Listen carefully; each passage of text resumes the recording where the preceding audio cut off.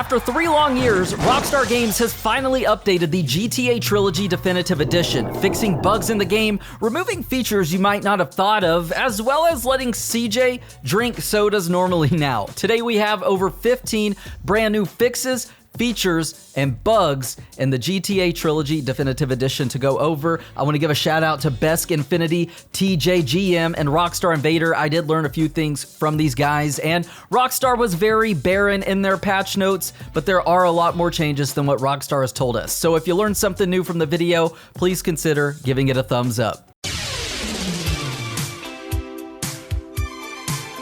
Right away when starting up the trilogy, you'll notice something missing from the main menu, and that's the Grove Street Games logo and name. They have been omitted and just completely removed, which is pretty crazy being that they did put the Trilogy Definitive Edition together, but as we know, it's been kind of a mess since it launched. I can't knock it though, because I couldn't create something like this, but it is pretty crazy to see their logo taken out. Also in the menu, there are a couple quality of life changes, like if you're watching a cutscene and you pause it, instead of the map opening up, it'll actually just freeze frame and blur out whatever part of the cutscene you're on, which is just a really nice quality of life update, as well as if you go to the save menu, there are save dates added now. They weren't there previously. But moving on to the actual games and starting with GTA 3, let's take a look at the changes to Liberty City. So previously, if you went to the airport, this part of the road was broken. It looked like Ray Charles or Stevie Wonder was given a marker and told to create the lines on the road, and this has now been updated, cleaned up, and fixed.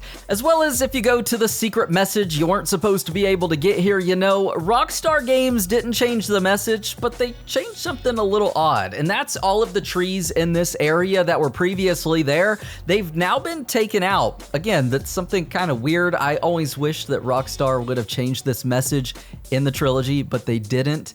But yeah, nonetheless, we have trees removed. And if we actually take a look at the pause menu or the map, there are some islands added, which is really cool because they weren't there before. But if we do go check them out, they were there before, and it's just icons for these rocks in the water.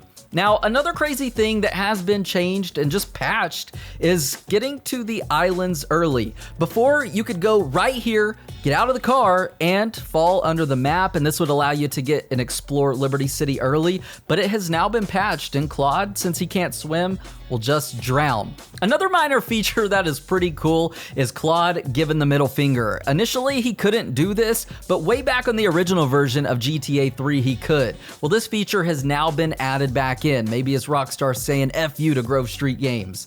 And lastly, if we go to the park, before Claude could walk on water or the water was frozen and it was iced over, but now it's fixed and Claude can actually walk through the water and not on top of the water. This isn't a new feature or an added feature, but in fact a removed feature from the original GTA 3, and that's the ghost town. In the definitive edition, we can't see it. It was made invisible, or previously we thought it was removed from the game. But thanks to my friend Purple Wolf, he has actually created a script and was kind enough to send it to me so that we could take a look at the ghost town in GTA 3. It has been restored. Again, it was made invisible. So this is what it looks like. And you're actually one of the first people in the world to see the ghost town in GTA 3. Now, moving on to Vice City, I honestly didn't find too many new changes here, but one of these also exists in GTA 3 that didn't before. And for the first time in these two games, you can actually run and gun while having a shotgun, for example. Before, you had to stand still and shoot, but now you can aim, shoot, and move at the same time, which is a really useful feature. Now, out of the trio, GTA San Andreas seems to have gotten the most updates, and starting with the weather category, the sandstorms have been updated. Before, they were very watered down. They were almost non-existent, but now they have been updated into their full glory, and you definitely can't ignore them, which is awesome because in the definitive edition, the desert was kind of neglected in every aspect. We also see the return of volumetric clouds. When you fly way up in the sky, before they didn't exist, there wasn't even fog, and it made the GTA San Andreas map look very small. But now these volumetric clouds have returned. We can fly through them, adding a level and element of realism, as well as making the game appear bigger than it really is. So I'm very glad to see this feature added back. Now, minor things have also been updated, like CJ crouching. Before, his 3D model rigging was very messed up. He looked like a goblin or a gargoyle, but now we can see that CJ appears more semi-normal when crouching, as well as riding on a bicycle. Soda drinking, as we mentioned early on in the video, has also been fixed. Before, it was like he was pouring it all over his head like he was Stone Cold Steve Austin, but now CJ can drink sodas normally. And a really cool feature that I learned from Rockstar and Vader is if you go into the gyms, before, the punching bags were like they were made of concrete. They didn't move. They weren't interactive at all, but now they've been updated. You can move them around, you can punch them, and be rocky if you want to. So that is really neat. As well as tire smoke has been updated. Before, the tire smoke was black for some weird reason, but now it has been updated. It's kind of hard to tell here, but the tire smoke is white.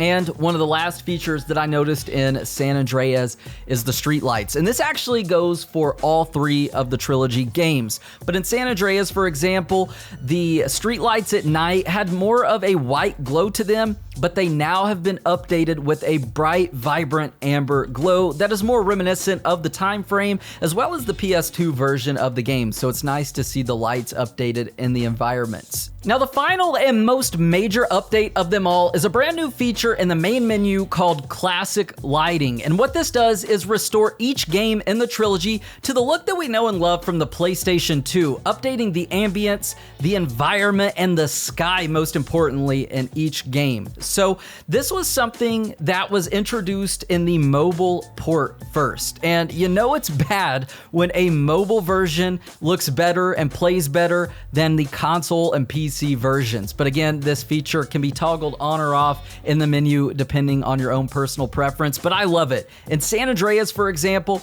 we can see the neglected desert restored to its former glory with those iconic purple skies that before were just a total mess. The same goes for Las Venturas and the vibrance of that city at nighttime, as well as San Fierro. Each city in GTA San Andreas and part of the map does have its own ambience, vibe, and atmosphere, but in the definitive edition, that was stripped away. Vice City also looks amazing with those vibrant watercolor skies restored. Before, the clouds looked like they were just from a Google image of a vibrant blue sky with clouds, but again, that has been restored to its former glory as well. It's really nice to revisit the Trilogy Definitive Edition with these updates. And speaking of the updates, I probably missed a few because Rockstar really didn't give us any patch notes or information. So again, a lot of this goes back to the GTA community and the amazing people in it, like Besk Infinity, TJGM, and Rockstar and Vader for their keen eye in noticing these things. So if you think there's something that I possibly left out that you noticed,